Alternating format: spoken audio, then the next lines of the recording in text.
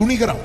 ஒரு காரியத்தை நான் செஞ்சுட்டேன், அறியாமையில அல்லது என்னுடைய பலவீனத்துல அல்லது என்னுடைய அசதியில, என்ன வேணாலும் சொல்லலாம்.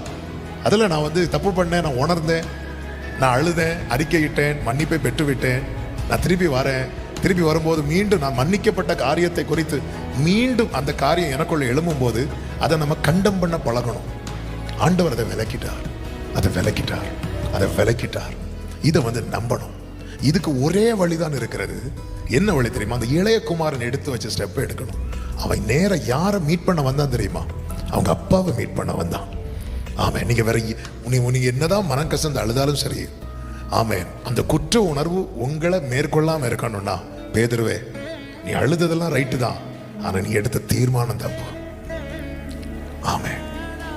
அதாவது சிம்பிளா சொல்றேன், இயேசுவோடு உள்ள நெருக்கம் குறைய குறைய குறைய நமக்குள்ள குற்ற உணர்வு ஜாஸ்தியாயிட்டே இருக்கும்.